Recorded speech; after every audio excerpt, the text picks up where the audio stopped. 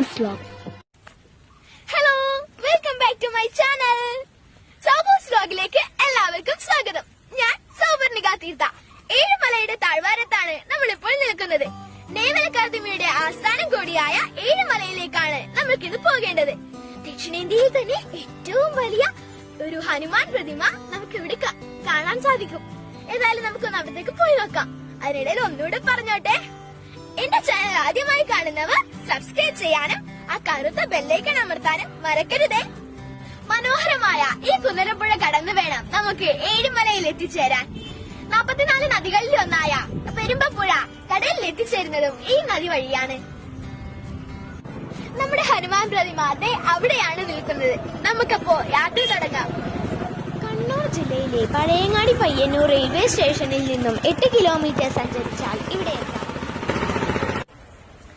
ഏഴുമലയിലേക്ക് പോകുന്ന വഴിയിൽ ഞങ്ങള് പാലക്കോട് ഹാർബർ കണ്ടു. ഇവിടുത്തെ ജനങ്ങളുടെ പ്രധാന വരുമാന മാർഗം എന്ന് പറഞ്ഞാൽ ഈ മത്സ്യബന്ധനം തന്നെയാണ്. അറബിക്കടലിൽ മത്സ്യം കുറഞ്ഞുകൊണ്ട് തന്നെ അവരുടെ എല്ലാം ജീവിതം കഷ്ടപ്പാടിലായിട്ടാണുള്ളത്. ഇപ്പൊ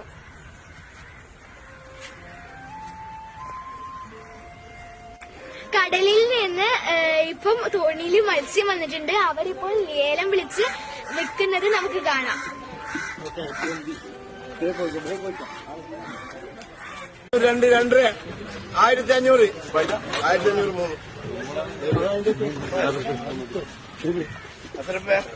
900 900 900 1000 1000 1200 1200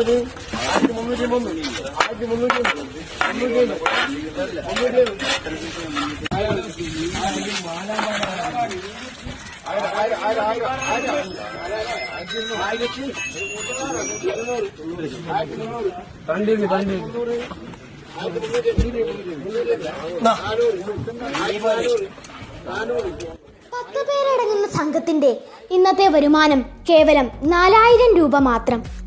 വർദ്ധിച്ച ഇന്ധന ചെലവിന്റെ ഇക്കാലത്ത് മത്സ്യത്തൊഴിലാളികൾ അനുഭവിക്കുന്ന കഠിനാധ്വാനത്തിന്റെയും കഷ്ടപ്പാടുകളുടെയും നേർസാക്ഷ്യമാണിത്.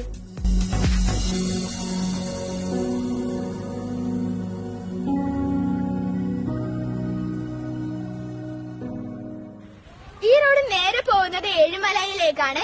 നമുക്ക് പോകേണ്ടത് ഈ റോഡിലൂടെയാണ്. ഈ റോഡിലൂടെ പോയാലാണ് നമ്മുടെ ഹനുമാൻ പ്രതിമ കാണാൻ സാധിക്കുക. ഈ റോഡ് ടോപ്പ് റോഡ് എന്നാണ് അറിയപ്പെടുന്നത്. നമ്മളിപ്പോ ഹനുമാൻ പ്രതിമ സ്ഥാപിച്ച സ്ഥലത്ത് എത്തിക്കഴിഞ്ഞു. ആഞ്ജനേയഗിരി എന്നാണ് ഈ സ്ഥലം അറിയപ്പെടുന്നത്.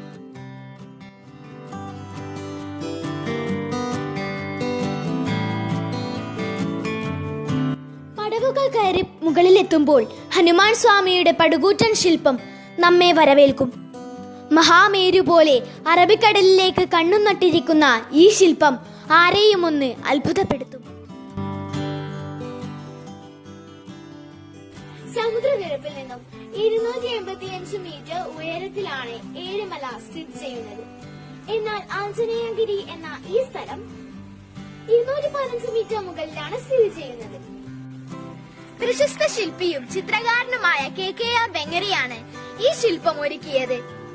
ഈ ശില്പം ഒരുക്കാൻ ഏഴുമല തന്നെ തിരഞ്ഞെടുത്തതിൽ ഭൂമിശാസ്ത്രപരമായും ഐതിഹ്യപരമായും ഒരുപാട് കാരണങ്ങളുണ്ട്.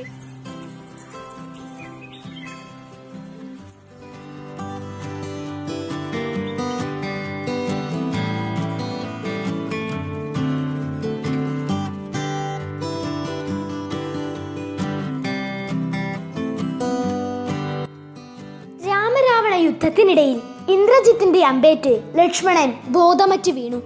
ജീവൻ തിരിച്ചു കിട്ടണമെങ്കിൽ മൃതസഞ്ജീവിനി വേണം. ഹിമാലയ പർവ്വതങ്ങളിൽ മാത്രം കാണുന്ന മൃതസഞ്ജീവിനി തേടി ഹനുമാൻ യാത്രയായി.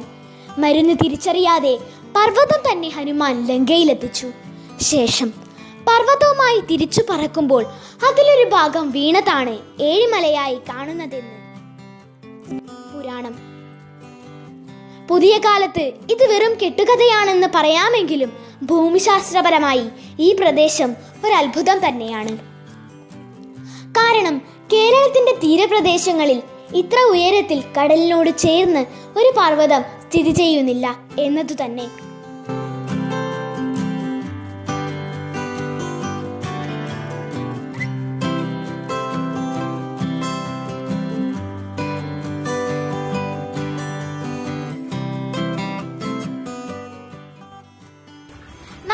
അടിയോളം ഉയരമുണ്ട് ഈ കോൺക്രീറ്റ് ശില്പത്തിന്.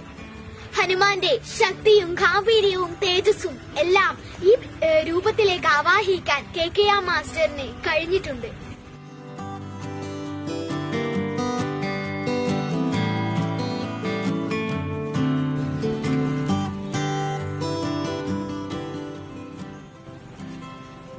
ആഞ്ജനേയഗിരിയിൽ നിന്നും താഴേക്കുള്ള കാഴ്ച അതിമനോഹരമാണ്.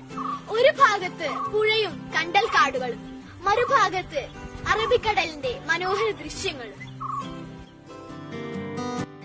വിശാലമായ ക്യാൻവാസിൽ എന്ന പോലെ മനോഹരമാണ് മലയുടെ മുകളിൽ നിന്നും താഴേക്കുള്ള കാഴ്ചകൾ. കണ്ടൽക്കാടുകൾക്കിടയിലൂടെ ഒഴുകുന്ന പുഴയും കടലോരവും ഏതോ ചിത്രകാരന്റെ മനോഹരമായ ജലഛായ ചിത്രം പോലെ തോന്നും.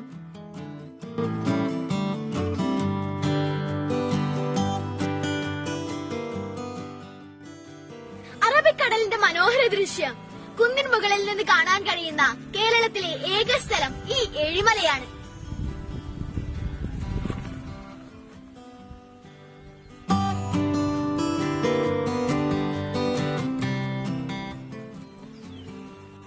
മറ്റു പല പ്രദേശങ്ങളിലും എന്ന പോലെ ഈ പ്രദേശവും കരിങ്കൽ ഖനനവും ചെങ്കൽ ഖനനവും കൊണ്ട് നശിച്ചുകൊണ്ടിരിക്കുകയാണ്. ഇനി ഈ കാഴ്ചകളൊക്കെ എത്ര നാൾ കാത്തിരുന്ന് കാണുക തന്നെ. മറ്റൊരു വീഡിയോയുമായി നമുക്ക് വീണ്ടും കാണാം.